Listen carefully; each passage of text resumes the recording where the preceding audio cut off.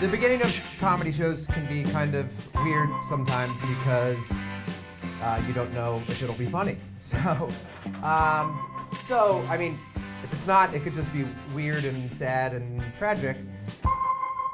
Hopefully it's not, but my friend, before his shows, he's a musician. He gathers the whole band and they pray. And I was backstage at one of his shows, and I was just stealing granola bars for later. And then he looked at me and he's like, Kevin, will you lead us in prayer? And I was like now? He's like, yeah. And I was like, yeah, God, hey, I pray that the audience enjoys the show and the band does a good job, and I pray that you have a good time. And my friend looked at me, and he was like, you just prayed God would have a good time? Then he walked on stage, and then I went out to watch the show, and my parents were there. They're like, how's the band? And I was like, they made fun of my prayer. And I told my mom what I said, and moms always take their son's side. She's like, well, I think that it's nice that you were thinking about God's feelings. So, in honor of that, everyone bow their heads, please. Close their eyes. God, I pray that the audience enjoys the show and finds it funny. I pray that I'm funny. That's important for a comedy show. But more important than anything, you got a lot of stuff on your plate, punishing people and rewarding people. Kick back, relax, and have a great time tonight, okay? Amen. Yeah. Is that the first comedy show you've been to that started with a prayer? I think, yeah. Did anybody get spanked growing up? Yeah. I got spanked with a paddle growing up. That was and it's weird because I feel like in the 50s, they just beat the shit out of kids. They just belt anything that was around, they'd be like, bro, shut up, right? And now, no one gets spanked. I lived in this transitional period where we were spanked with a paddle that had a cute little name. Ours was called the attitude adjuster. If we got in trouble, my dad would be like, we're gonna get the attitude adjuster. And I've talked to other people, and they had paddles with names as well. One person I talked to said theirs was called the Board of Education. And then I talked to another person, and they had a paddle called, swear to God, Mommy's Hand. It was in the shape of a hand, and it said Mommy's Hand on it, and then their mom would take it and spank them. I'm like, she has a hand. That's a hat on a hat. Just use Mommy's regular hand. Okay? And now, none of those paddles are used to hit kids now. Now they're all sold in BDSM shops to spank adults with. All right? So if there's any kids that are still getting spanked out there, this is how it will be the last time you ever get spanked. All right? If you do something wrong, your dad's like, I'm going to get the attitude adjuster. It's going to hurt, but you just focus. You fight through the pain. And when your dad spanks you, you just look back and say, oh, have I been a naughty boy, Daddy? He'll be like, whoa, never doing that again. Wow, this family will use diplomacy henceforth for punishment. I was always annoyed because I don't know what happened when my parents did something wrong. They didn't get in trouble. I caught my mom in a lie one time. This is what happened. I was on the baseball team, and I was like, I don't want to play on the team anymore.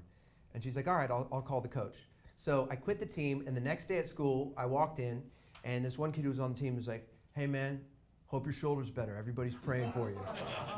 So I went home and asked my mom, I'm like, what'd you tell the coach? She's like, well, I told him that you injured your shoulder. And I was like, why? That's a lie. And she said, well, it was the only way I could get the $75 fee back. And I was like, so you lied? That's wrong. You're not supposed to lie. And my mom, she was like, Kevin, there are bad lies. And there aren't many, but there are some good lies. I'm like, Mom, a good lie is like, no, officer, there are no Jews in our basement. Not my son injured his shoulder, so can we have $75 back? Yeah. I went to school for musical theater. Are there any theater majors in the building? Anybody? Got a few, right? See, I wanted to study theater, serious acting. And then they were like, we will give you a scholarship if you study musical theater instead of just regular theater. And I was like, all right. So I went to school for musical theater, all right? So I went to school for musical theater, all right? Because they said, we will pay you $15,000 a year if you do musical theater. So I was like, what does that mean? And they're like, you take all the regular theater classes, and then on top of that, you have to take dance classes and singing lessons. And I was like, all right, so I still get to take all the regular theater classes. They're like, yeah. I had to take dance classes. I don't know if there's anyone in the room who is not a dancer, who has had to get in front of groups of people and dance. It's very vulnerable and very embarrassing, okay? I was in this one class, jazz dance, with Jody Welch. She was a very strict teacher, and I had to get a B or else I didn't pass and then move on to the next year of school. So I'm like practicing choreography and then I have to get up in front of 25 people and do it alone. So I'm just like, all right, step, ball, change, pirouette, shimmy. Step, ball, change, practice. And watch this. Look, I can do a pirouette. Ready?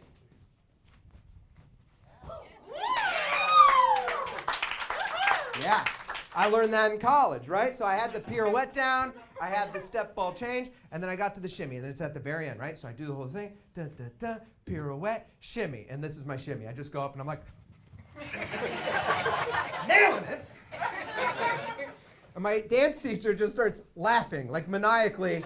And I was like, what are you laughing at? She's like, Kevin, a shimmy is this. It's just shoulders. Just relax. It's just shoulders. There's no arms, just shoulders. I was like, all right. She's like, do it one more time. And she was like, had her grade book out, and I went, and I was like, step, ball, change, pirouette, shimmy. I was like, am I doing it? She's like, you're not doing it. And I was like, she's just laughing. The whole class is laughing. I'm like, I never asked for this. I wanted to go to school for regular theater.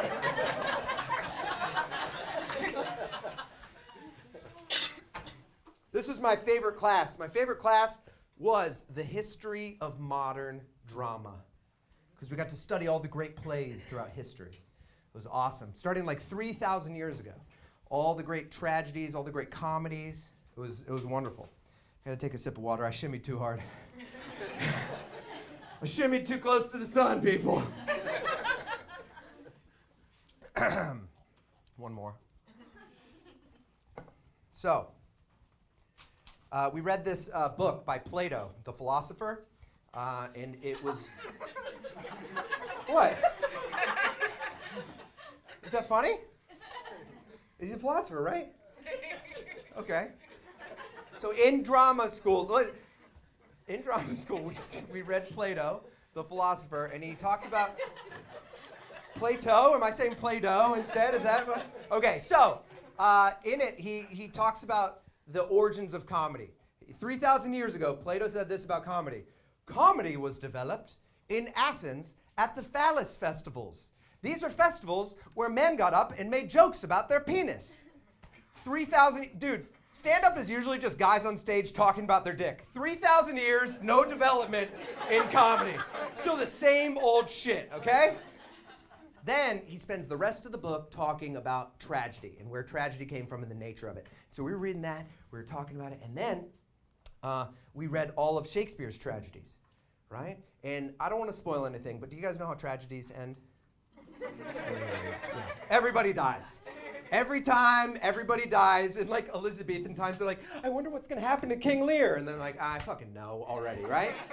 So, but they don't die for just random reasons. No, they die because the lead character has a tragic flaw, something that leads to their demise and the demise of everyone around them. For example, Macbeth.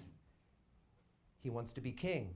He's very ambitious. And he is so ambitious because he wants to be king so bad that what happens? He dies and everyone else dies. And then you leave the theater, you're like, not going to be so ambitious, you know? Got to watch out. Othello. Othello is jealous. He loves Desdemona so much, but then he gets jealous, and what happens to Desdemona? She dies, and he dies, and everyone else dies. So, better not be so jealous, you know? Hamlet, the greatest play ever written. Shakespeare's greatest tragedy. What is Hamlet's tragic flaw? Does anyone know? This is in our textbook. Hamlet's tragic flaw was procrastination. Procrastination. Oh yes, the great tragic flaws, ambition, jealousy, and waiting a little bit. That's it. procrastination? This is how my mind thinks. Literally, I read that play, and then we talked about that. And anytime, like, I wake up in the morning, I hit the snooze button. I'm like, I'm going back. It's a little Hamlet-y of you, huh? I don't know. This is what happens. Hamlet's uncle kills his dad, and then Hamlet is supposed to take revenge and kill his uncle. But instead, he's like, to be or not to be, that is the question. And they're like, come on, stop with this beautiful language. You're supposed to be murdering your uncle right now. And then what happens to Hamlet? He dies and everyone else dies. But guess what? Macbeth was a shitty dude. Hamlet was a good guy. Isn't that fucked up? It made me so mad. All right, here's some real tragedies in real life. These people didn't deserve what happened. Okay, this really happened. There's this guy who saw a Picasso painting when he was young, and he said, I want to own that painting one day. And so he became a billionaire, and then he purchased the painting. And not only that, but he made the most expensive show in Las Vegas history all about this painting that he loved called Le Rêve, The Dream. And then someone came up to him and said, I want to buy this painting off you for $150 million, the most expensive private art sale in the history of humankind. So he gets the painting out for one last time to look at it and observe it. He brings up some of his friends, and he says, here is my painting. And then he turns around and he puts his elbow through the painting. Yeah. Now, what was his tragic flaw? Maybe he was drinking. Maybe if it was a play, you'd see him drinking the whole time, and you'd be like, this is going to come back to bite you in the butt, guy, okay? And then he's drunk, and he puts his arm through. That would be pretty good, right? No, he wasn't drunk. He was completely sober. His tragic flaw is that he was blind. He had a degenerative eye disease called retinosa pigmentosus, and he lost his sight over the course of his life, and so he couldn't see anymore. And then he destroyed the painting that he loved. That's so tragic, it's funny. You know what I mean? That's funny. And if that seems mean, don't worry. He's not going to see this, okay? Even if he buys a ticket and sits in the front row, he's not going to see this, okay? This is way more sad. If you think that's sad, this one, next one, way more sad. I came home from school. I'm watching Dr. Phil. I'm watching Dr. Phil give some of his classic tough love. Hey, man, you got to get your life together. Come on, right? And then this couple is on. And this couple is happily married. They love each other very much. But then they got some information that made them, is affecting their marriage. And they don't know what to do with it. So they go on Dr. Phil, and they start describing that they looked into their family history, and they found out that they were separated at birth, and they were actually brother and sister. Yeah. That's just sad. That's so tragic. The only thing that's funny about that is that they chose to go on Dr. Phil for advice. Like, what is Dr. Phil going to tell them that's going to change that? It was just like, hey, man, come on, you got to communicate with your wife. I mean, your sister, what the fuck is going on right now? Why are you guys on national television? You divorce quietly, you don't tell a soul, and you live with the fact that this is a broken, fallen, sad world that we live in. We're going to go to commercial. We'll see you later. Okay. Incest. Accidental incest. It's happened to the best of us, you know? It's really the second worst type of incest. Accidental incest. Number one being purposeful incest, but it's a close second. That's what, oh, does this offend you? No, I'm kidding. She's like, hey, I'm married to my brother and everything's perfect. I'm just kidding. I'm just joking. All right, so does anyone know the very first great tragedy? Anybody? It has to, I'll give you a hint. It has to do with incest. Oedipus. You got it. Oedipus. Written by Sophocles. Yes. Now here's the plot of Oedipus. It was written 3,000 years ago, a long time ago. And Oedipus is the king. And this oracle comes out and he's just like, hey, Oedipus, you are going to kill your father and marry your mother. And he's like, what? I don't want to do that. And so he goes to a new town. And then he grows up. And then as he's an adult, he goes to another town. He's walking down the street, and this guy gets in a fight. And then he kills the guy by accident, but he kills him, right? Then he gets to a new town, and he's like, this girl's cute. And they get married, and then the oracle pops out. It's like, ha-ha! That was your father, and this is your mother! And he's like, ah, I did it! Shit! This is not part of the show, but this is him stabbing his eyes out, not jerking off 2 dicks and coming all over himself. Did anybody think that besides me? Okay, thank God. I'm sorry, Jeremy. Jeremy, my cinematographer, was like, I love that this show doesn't have any dick jokes. That was not on purpose. Okay, so we're focused. Okay, so he stabs his eyes out, right? But here's the thing. What better reason is there to go to a different town and avoid your fate than if someone was like, you're going to kill your father and marry your mother? He's like, I got to do something about this. I got to take action. So he takes action, and by taking action, he sets his fate into motion, right? Yeah. And what is his tragic flaw? Pride. That's what they say. It's pride. The pride to think that you can outrun the fate which was given to you by the gods. That's fucked up. Do you know what Oedipus needed to do? Procrastinate. If only he would have procrastinated, this would have never happened. They're like, you're going to kill your father. He's like, I got to get out of this town. But I don't know, I have to find a new apartment. This girl's so cute. We relate on so many different levels. I should ask her out. I'll do it tomorrow. He would have been saved. So if you procrastinate and don't do anything, you're fucked. If you take action and do stuff, you're fucked. You got to find the perfect middle, right in the middle.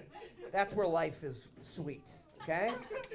But Oedipus's plot is like it's so weird that if you take out the violence, it almost just feels like a 90s sitcom. It's like, the one where Joey marries his mom. Jerry! She's very perfect. I love her very much. There's just one problem. What's the problem? Is it a big problem? Very big. Very big problem. How I Met Your Mother?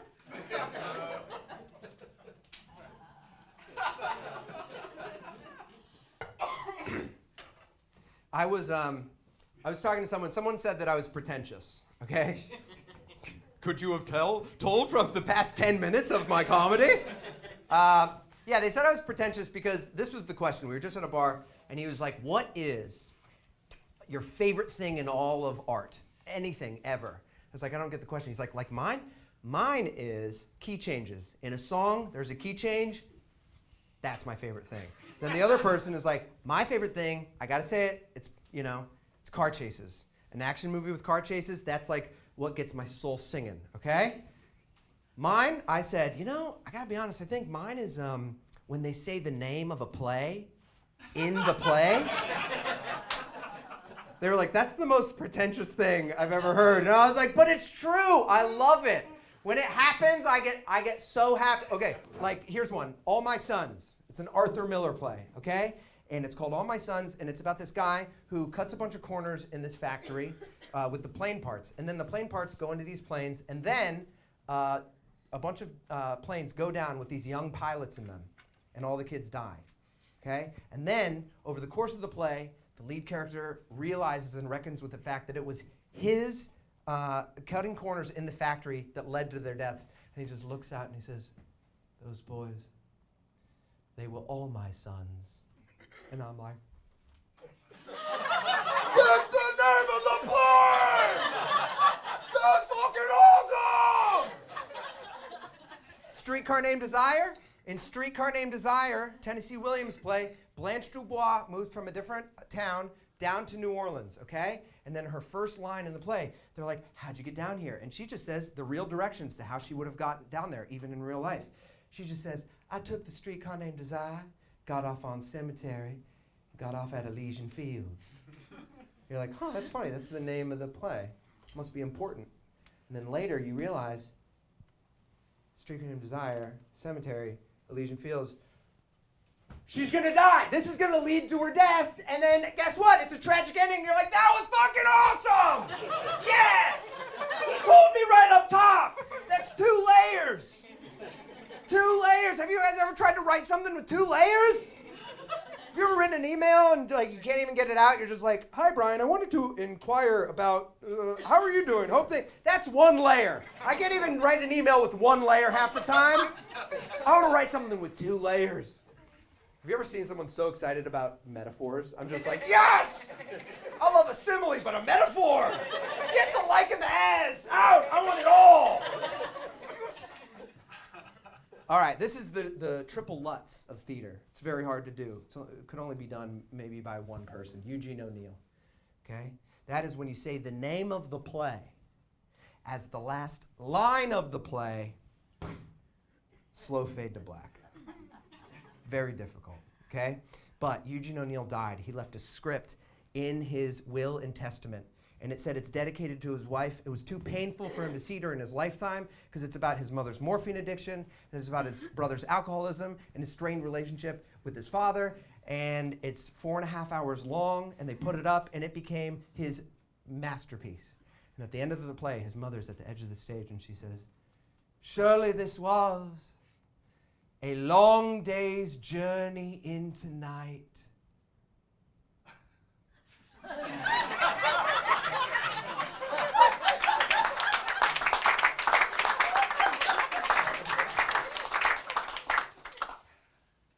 That's not how the play ends, actually. They actually never say long day's journey into night in Long Day's Journey into Night. So I misled you. I apologize. I just needed a 3rd thing to end that joke. So I made it up.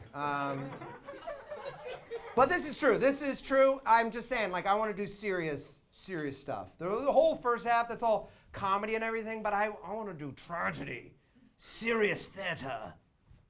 But got to do comedy, you know. That's what I do. I got a motorcycle a few years ago. I made this decision the way I make a lot of decisions, just very quickly and without thinking. I just walked past some people that had motorcycles, and I was like, I'm getting a fucking motorcycle! So I went home, I got on Facebook Marketplace, and then I got it. And then the next day, I borrowed my friend's car, and he drove out with me, and we bought the motorcycle with cash, and then he rode it back, because he knows how to ride it. We go right to Red Hook, Brooklyn, and then I'm in shorts, and I don't have a helmet yet, but I just want to like feel what it feels like to get on. I sat on there, and I was like, I got a motorcycle. You know?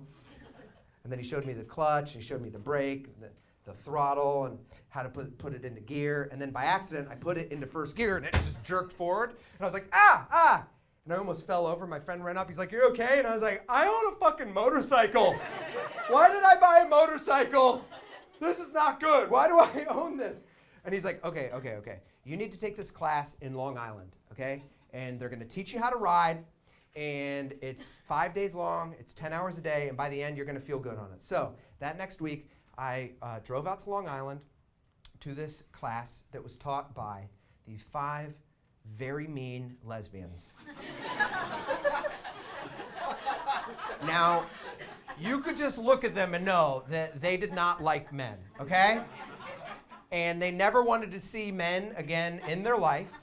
And then they started this motorcycle school, and then they realized that the only people they're ever going to teach are men 25 to age 39 that are trying to impress girls, okay?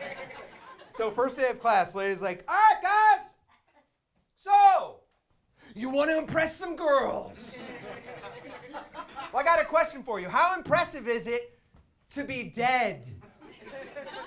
We're like, what? She's like, answer me. How impressive is it to be dead? I was like, not very impressive. Not very impressive, is it? Actually, a lot of girls are looking for guys that are breathing. So you all need to be at GAT. Like, what are you talking about? She's like, at GAT. I'm like, do you have something in your throat? She's like, all the gear, all the time. You all need to be wearing all the gear, all the time. You're wearing shorts. You're an idiot. All right, we're going inside class day. Everything is written. Okay, so we went inside. We just did a bunch of answers on that.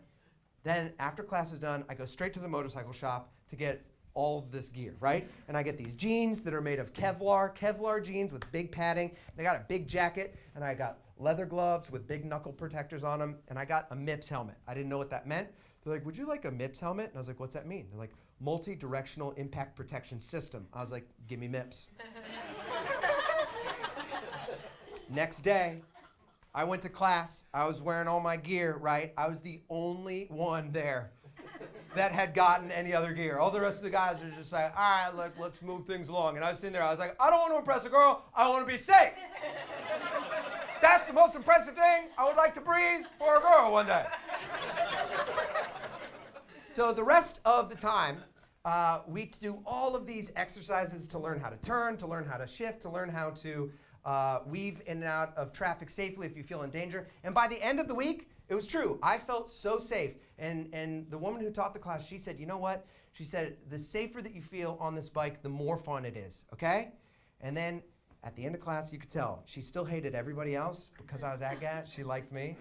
Everyone else was leaving. She was like, bye. And then she got to me and she put her hand out. She said, Kevin, welcome to the road.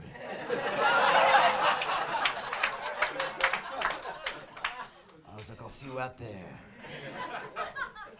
So then I had to get insurance for my motorcycle and for my safety. And I've lived in New York for 14 years, so I've never had insurance for anything. I don't own a car, so I didn't know what to do. And then you're just going through your Rolodex of commercials. You're just like, okay, do I go with the Aflac duck, Aflac, or you're like Allstate. They're like, Allstate, you're in good hands. Or like, we'll protect you from mayhem. Or like a good neighbor, State Farm is there.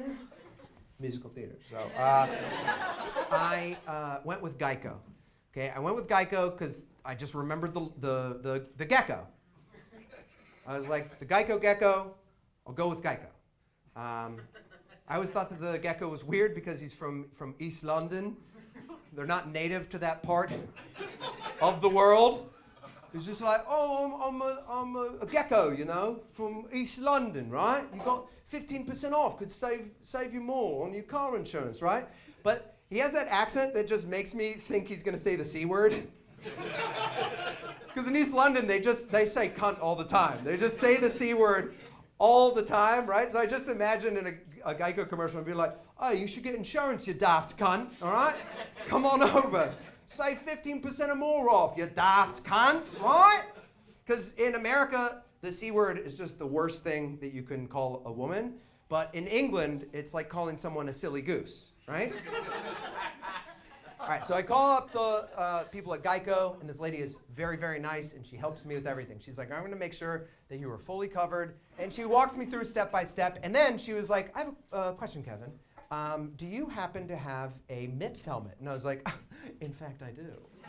She's like, have you taken any classes that would help with motorcycle safety? And I was like, in fact, I have. She's like, well, you were fully covered, and I've actually gotten a few percentage points off your total rate because you've taken these safety measures. And I was like, thank you very much. Then she told me the amount, and it was so cheap. I was like, this is way cheaper than I thought it'd be. I was like, why is motorcycle insurance so cheap? This is very affordable. And she said, well, a lot of times with motorcycle policies, we don't have to pay out for medical expenses.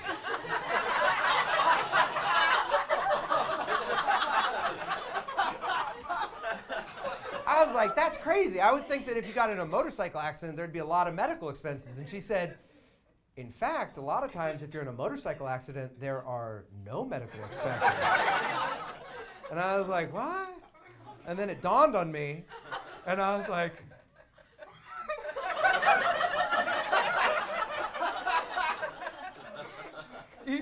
even if you're at GAT? He's like, even if you're at GAT.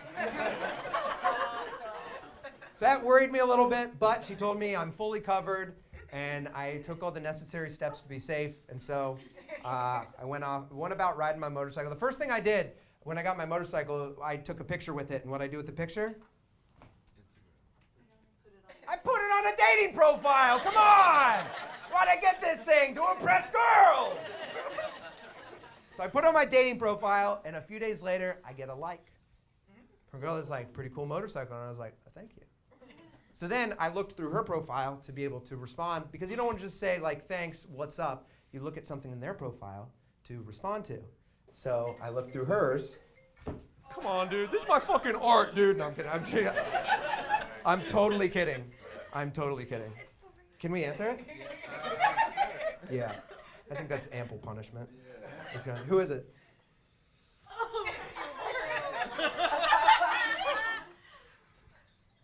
Hey, what's up, Mario? Hey, I'm sorry to bother you. I wanted to know if the representative, I thought that you just replaced whatever. What's your name? Toby. Is Toby a good employee? What do you mean? I'm not his boss.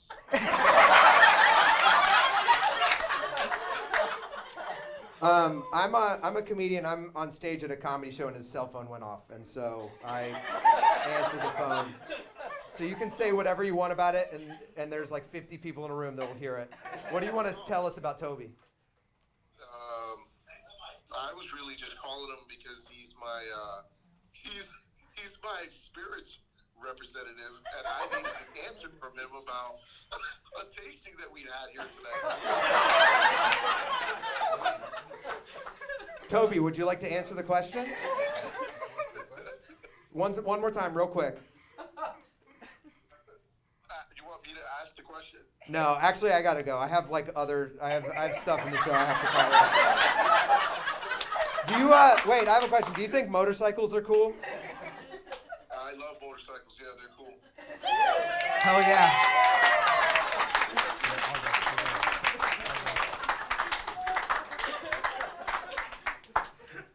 Looks like I'm going on a date with Mario.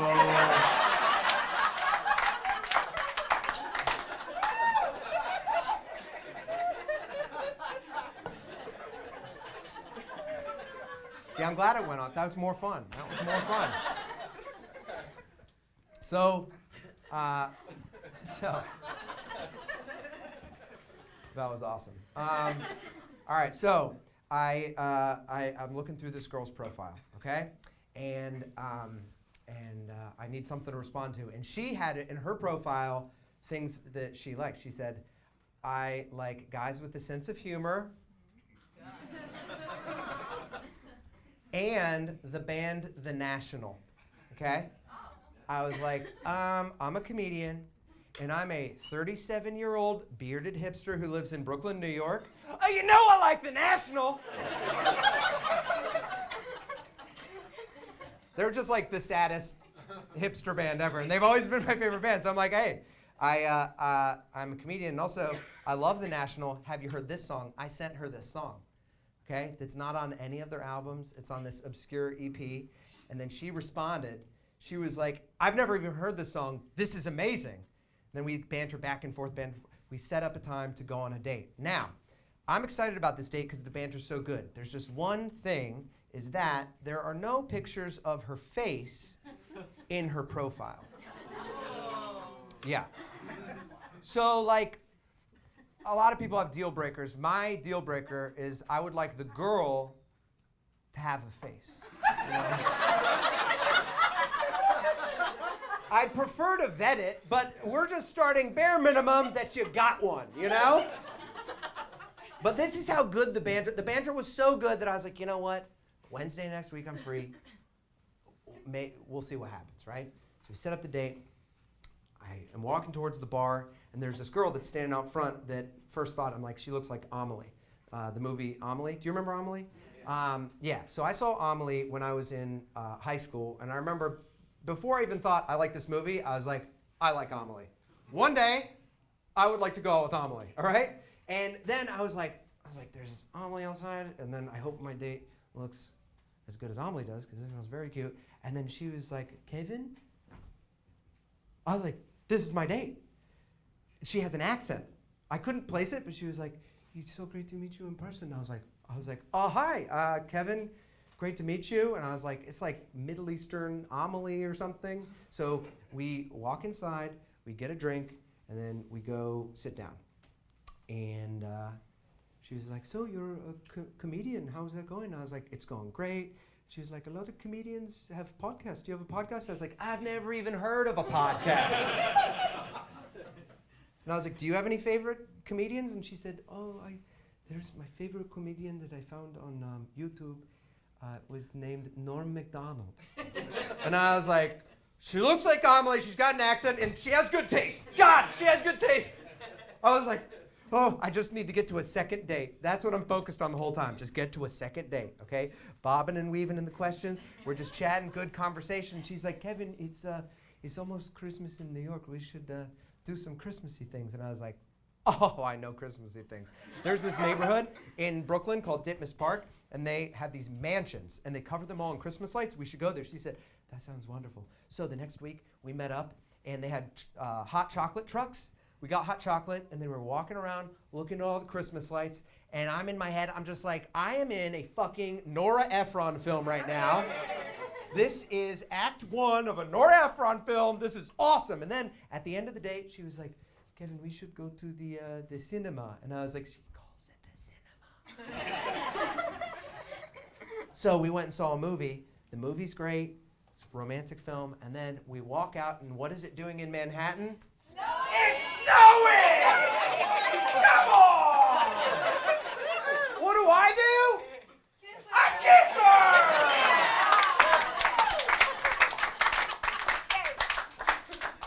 We go to a bar after we have a drink. We're talking. The conversation's wonderful, and then we just make out in the corner bar the entire night. It's wonderful. Okay, we were that couple that night, and it was fine. And then I was like, my parents are getting into town, so we should make plans for after they leave, but I won't see you for about a week. And she's like, oh, okay, that's fine. And I was like, I know, shut up. I said, listen, my parents are very cool people. If you want, you are welcome to come hang out with them if you'd like. And she's like, that is a little much, but of course. I was like, I know, I'm just throwing it out there, okay? So then I'm with my parents at Rockefeller Center, and we're taking pictures in front of the Christmas tree, and then I get a text. And I look at the text, it said, hey Kevin, I don't know really anyone else in New York, and I'm kind of lonely, and if the offer's still on the table, I would love to have dinner with you and your parents. And I was like, come on over. She came to Rockefeller Center Christmas tree, met us there, met my parents, and then we were about to go to dinner, and my mom is just like, you guys should get pictures in front of the Christmas tree. I'm like, shut up, shut up! This is already weird, it's already... And she's like, let's take a picture. So we took a picture, and then we went on over to dinner, and at dinner, we were all having a wonderful conversation. She was telling my parents about the country that she's from, and my parents were asking questions, and it was just a lovely, lovely evening. At the end, my parents picked up the bill, and she was like, so over the top. She was like, no, I would love, we're like, don't worry about it, We have a great night. My parents pick up the bill, and then my parents leave. A few days later, it's Christmas Eve, and I'm getting dressed because I'm going to go to church, okay, on Christmas Eve. And I get a text from her that says, what are you doing on Christmas Eve? And I was like, I'm going to church. And she was like, I've never been to church before. May I come? And I was like, it's this beautiful church from 1850. We're doing candlelight. Put a dress on, let's go. So we meet at church. We had beautiful service. Afterwards, we go get dinner. And at the end, we have a really nice dinner. She's like, I would like to pay because your parents were so kind. And I was like, you don't have to, but thanks. She's like, of course. She puts her card down. Then the waiter comes back and is like, I'm very sorry, your card has been declined. I was like, not a big deal. And she was like, I'm so sorry. She was devastated. She was like, I would like to pay you back. I'm so sorry. I was like, don't worry about it. Paid the bill. And then she's like, what are you doing now? I was like, I'm going back to my apartment. She's like, may I come with you? And I was like, yes, you may. And we got back to my apartment, and I had a small little Charlie Brown looking Christmas tree, and under it I had some gifts from some friends and some other people, and I had a gift for her. I know. It was very fun. I was like, nothing too crazy, okay? It was socks and a candle, very functional, I was like, these aren't romantic, this just smells nice, and everybody needs a good pair of socks. You mean nothing more to me, you're just another person that I would like to have nice socks. All right, pleasure. And then she, after she opened it, she was like, I got a gift for you as well. And I was like, really? She handed it to me, and she got me a watch. I was like, thank you so much. She was like, I noticed that you wear these different watches, and I wanted you to have another one from me. And I was like, I was taken aback. And then clock struck midnight, so it's Christmas Day, and we celebrated Christmas together by having so much sex. It was, my stamina that evening was truly a Christmas miracle. It was a gift from the Almighty who was born that day. It was, we woke up the next day, and then she was like, can I use your computer? I was like, yeah, of course. She got on her computer, and she went to this website that looked like it was made in 1989. It was like the oldest website I've ever seen, and she was like, I want to pay you back for dinner, so this is my bank, and I'm going to transfer it in. And so she was like, I need your banking account number and your routing number. And so I gave it to her, and then she transferred like $150 into my bank account. And yeah, went in within like a day. Now it's New Year's, and I'm gonna be gone for like a week and a half. So I tell her, I was like, I'm gonna be gone. I can't wait to see you in the new year. We leave, and then the new year comes, and we're going to get lunch. We're at lunch, and she seems kind of down. And I was like, is everything okay? And she's like, well, I found out that my visa didn't go through, so I'm gonna have to leave the country in the next like week, unless I can figure out a way to get a green card. And I was like, babe, I can get you a green card. I mean, I can get you a green card if you need a. I know, that's great. I'm just saying, if you want a green card. And she's like, no, not that. I know some people in my country, and I know other people who've done this, and they will find you a husband, and you don't have to live with a husband. You just have to get a cell phone plan with them, and every month you have to take pictures doing different things around the city and with different families to show that you have a life together. And you do that every month for a few years, and then you have an interview with the immigration officer, and then after that, you don't have to talk to them ever again. And I was like, well, why don't you do it? Is it safe? She's like, it's totally safe. The only thing is it costs $15,000. And my bank account is really messed up, so I can't get access to my money. And so could I borrow $15,000? And I was like, all of a sudden, like, Middle Eastern Amelie was looking suspiciously like a Nigerian prince from my email.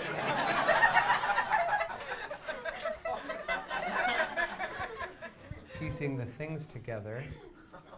And then I was like, I just need to ask, like, how do I know I'm gonna get it back? And she's like, I know it's crazy, but you can trust me, I'll get it back to you. And I was like, okay.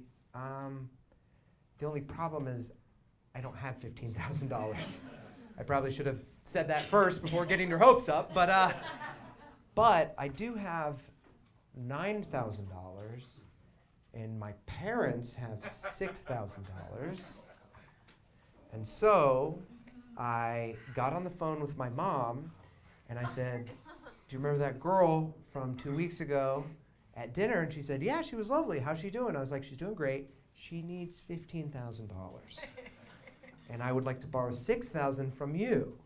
And my mom said, Kevin, this does not sound like the wisest decision. And I was like, oh, I assure you it is not the wisest decision. But I think I'm gonna do it. And she was like, okay, well, under two conditions. And I was like, what are they? She said, first, you have to pay us back no matter what happens. If you don't get this money back, you have to pay us back $6,000. I was like, okay, I get that. That's, of course. She said, and number two, you are not to tell your father about this.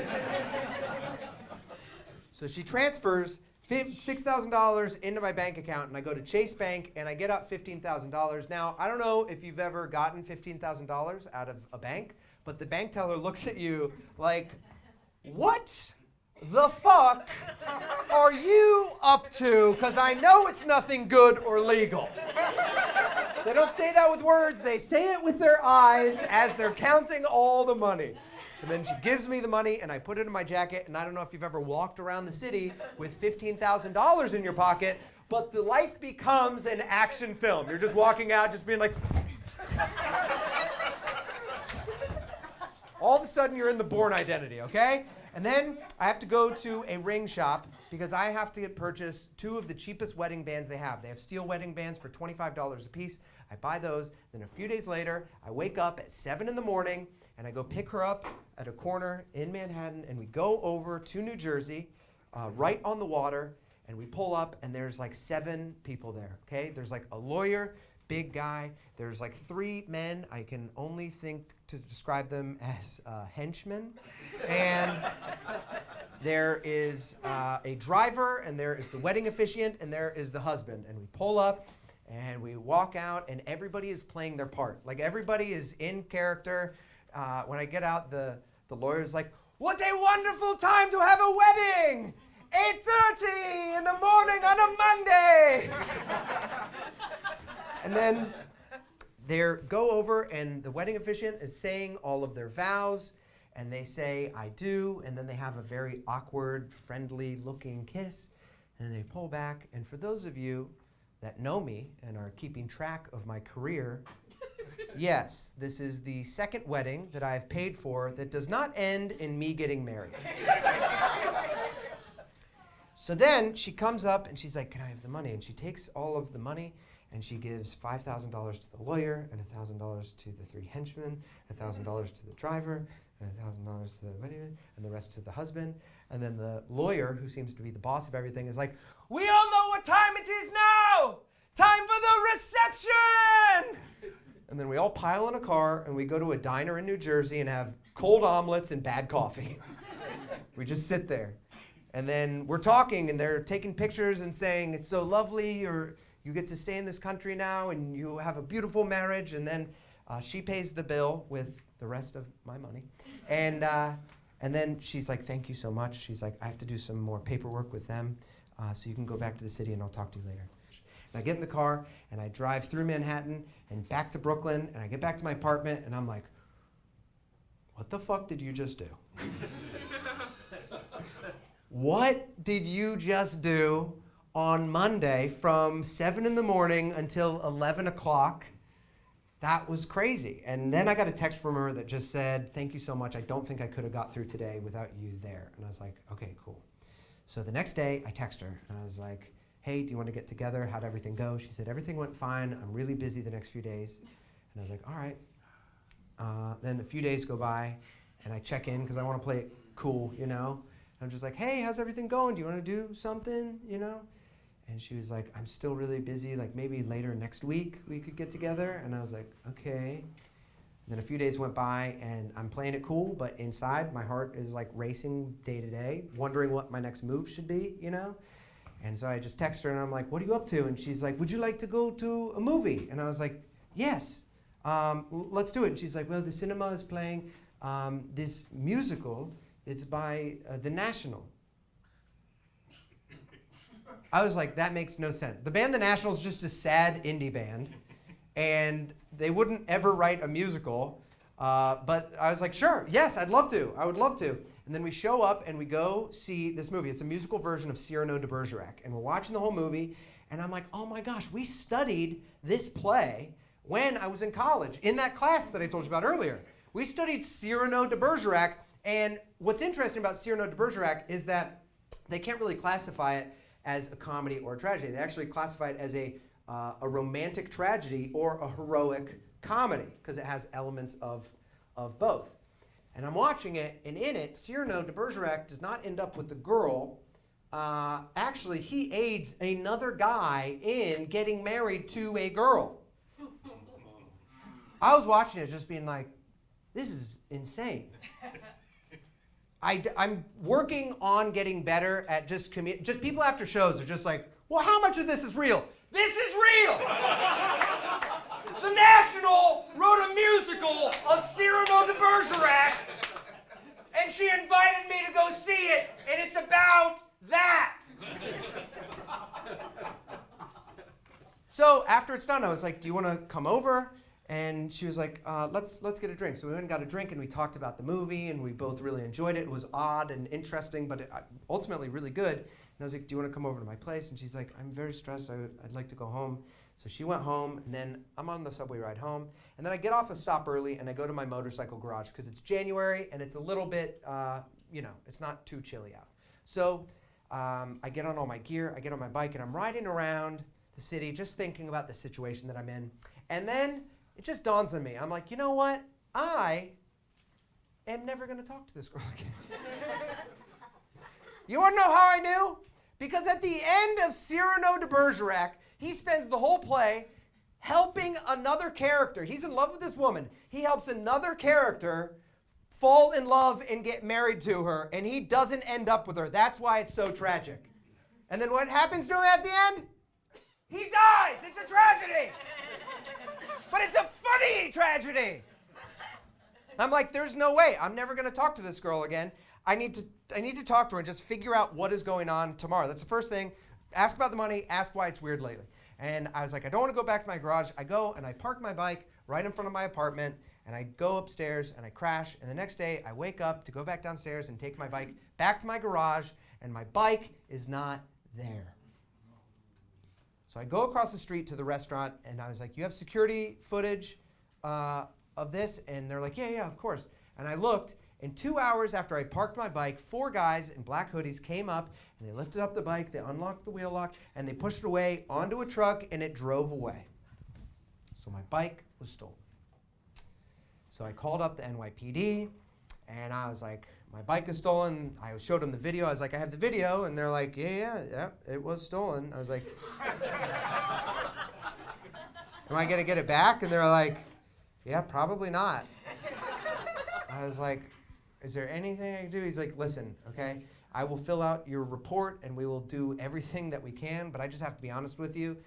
The only motorcycle we've had recovered in the past 2 years was a guy who stole a motorcycle, and he drove away, and a mile later he got into an accident and he died, and we recovered the bike. And I was like, well, the guy should have been at GAT. I mean, come on. So I was like, all right. He's like, this is what we can do. I fill this out, and I give you all the information you need in order to file your claim with your insurance company. I was like, all right. Then he looked at me and he said, now you know what I know. This town is gone to shit. And he walked away.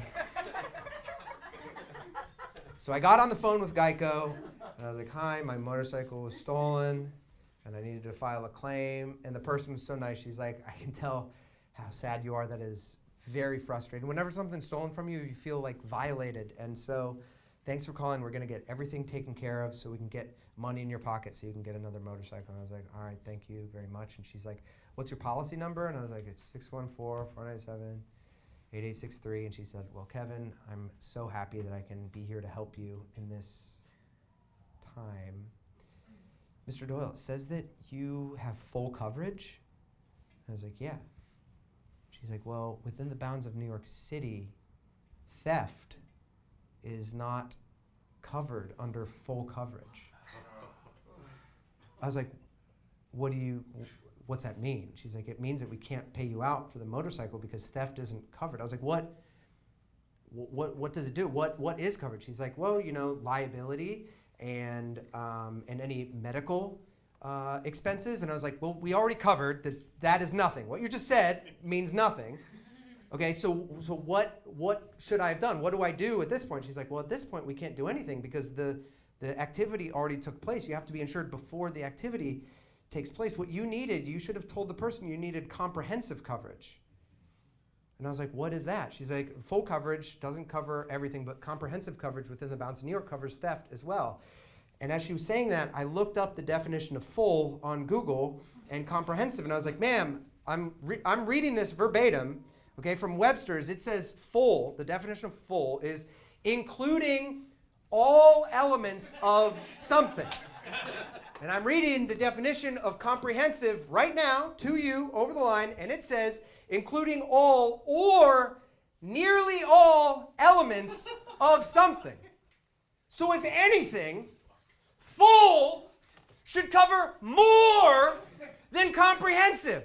So why is that not the case? And she said, sir, I'm not talking about the definitions of words. I'm talking about these policies. And I was like, what else could definitions of words be for except to explain the policies?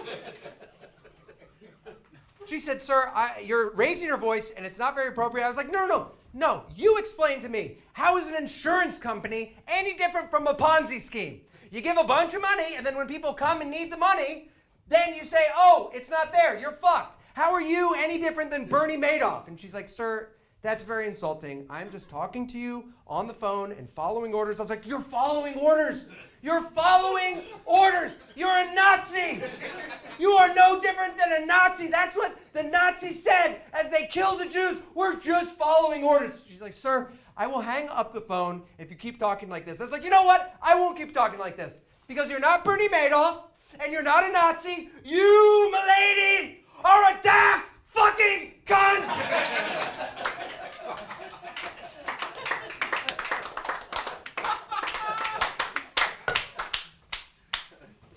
And I sat down on my stoop, and I got my phone out, and I texted the girl, and I was like, my motorcycle just got stolen, and you owe me $15,000, and it doesn't seem like you want to hang out anymore, so you need to explain to me everything that's going on in your head right now. Pretty please, thank you. And I sent it, and then I saw the bubbles. The bubbles popped up, right? It's the most dramatic thing we have in modern life. Those bubbles.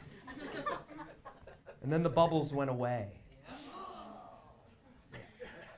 And then the bubbles came back.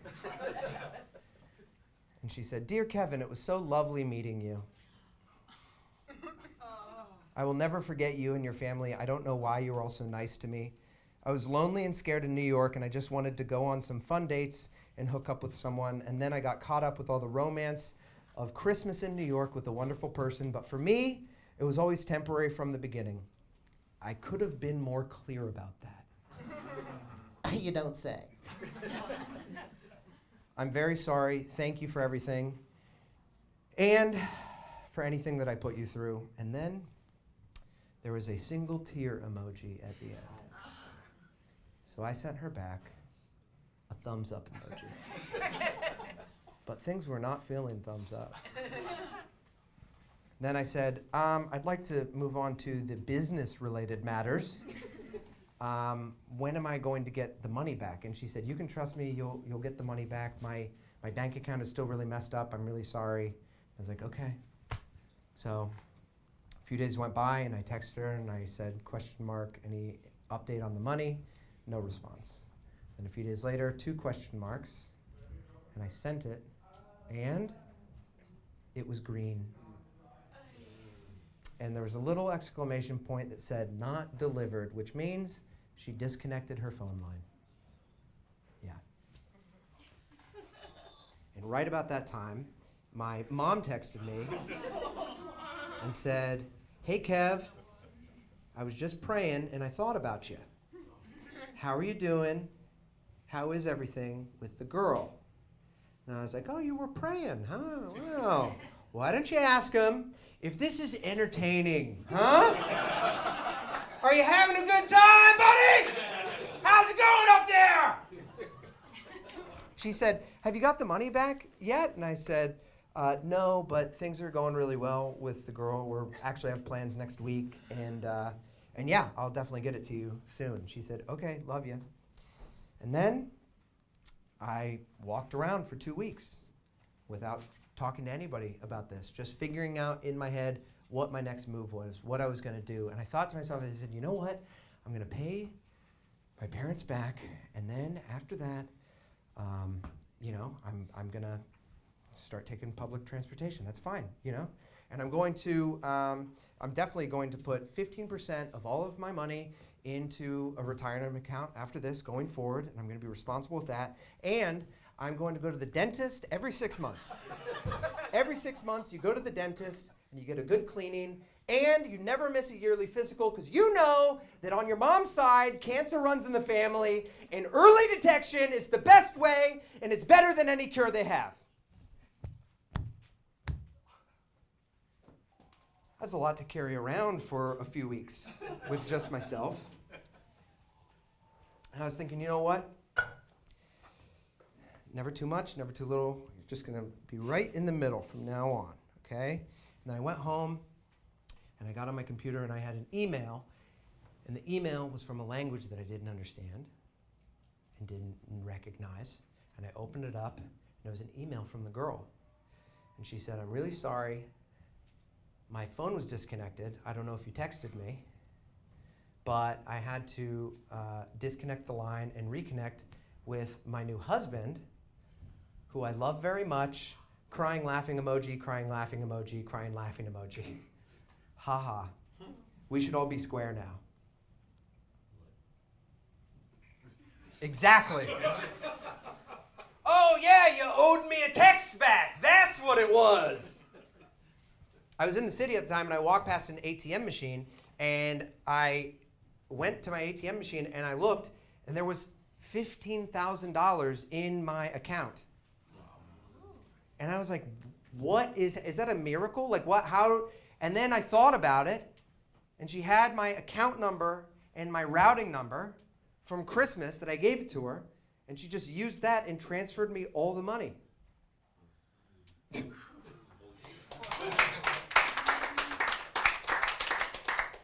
You get your bike back?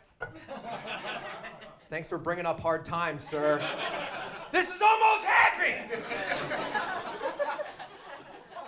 A few months later, I was having dinner with my parents, and my dad was just like, hey, whatever happened to that nice girl that we had dinner with at Christmas? And I was like, I loaned her $15,000, and I only had $9, so Mom actually gave me $6,000. And then we loaned it to her, and then I really haven't talked to her again. And my dad looked at my mom, and he said, you told me that the bank made a mistake, and that you were on the phone with Chase, and you were angry because they weren't fixing it. My mom looked at my dad, and she said, listen, your son and I helped a nice poor immigrant get into this wonderful country. If anything, that is a good lie.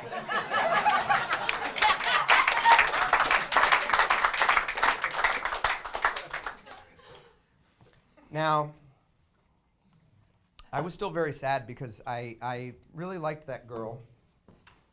And so, you know, I went to Paris for a few months. I sublet my apartment. I went to Paris for a few months. And because I'm very pretentious, I was like, I'm going to go to Paris and be a writer. And I got to do it, you know. And because listen, if you want good bratwurst, you go to Germany. And if you want good paella, you go to Spain. And if you want to find Amelie, you go to France. You know what I'm saying? But while I was there, I wrote a play. And in order to finish this show, I want to just perform the last scene of this play. And so we can get out of here, are there any actors that would help me perform this play that I wrote? Anybody? Is there anybody? You, sir. What's your name? Michael. Michael? Yeah. Okay. And you're an actor? Yeah. Because this isn't comedy, dude. This is like serious stuff, okay? All right, come on up. Mike, give Michael a round of applause. Dude, thank you so much. Thank you. Okay, so here's the script. So my character is named Kyle Doverman, okay? And you'll learn about him. You're going to be playing the role of reformed pedophile. No, I'm just kidding. It's pretty self-explanatory. Go ahead and start there, and then we'll go through it. Sound good? Great. All right. Sorry to do this, but I have to go get into costume, so just start when I say action, okay? All right, 1 second, Michael. Are you ready? Yes. Okay, action! Hey, Kyle. Get out here. Where are you, Kyle? You gotta come out here. It's time. God damn it, come on out here now. I need to have a word with you, son.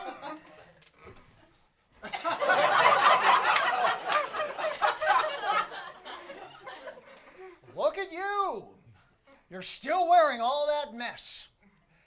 You still haven't taken any of that off in I don't know how long. Kyle, you don't even own the damn motorcycle anymore. It's gone and it ain't coming back. So why the hell are you wearing all that? I guess you're going to have it on your whole damn life. I guess to the day you die, you're going to be wearing all the gear all the time. You'll always be at GAT. The end.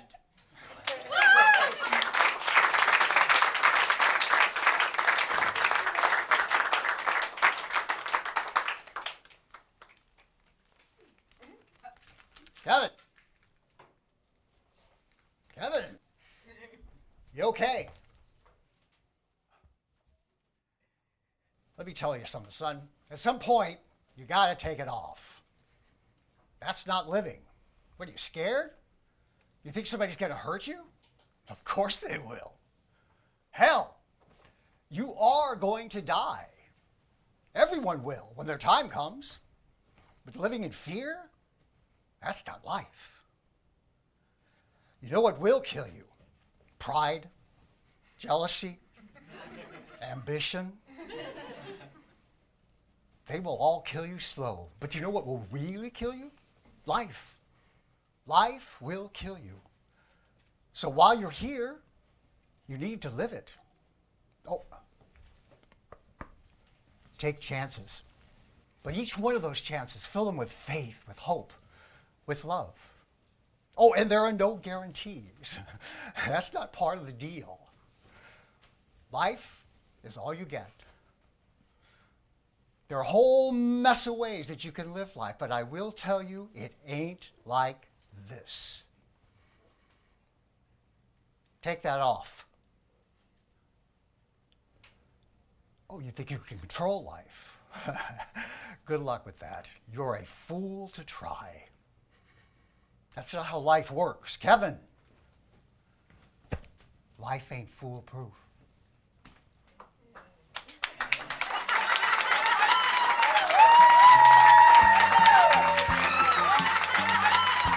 Hi, how you doing? This is Officer McGrone from the 90th Precinct. I'm calling you in regards to your bike that was stolen a couple months ago. We have it recovered here at the 90th Precinct at 211 Union Avenue in Williamsburg, Brooklyn. If you want, give us a call at 718-963-5311 for more details in regards. Thank you.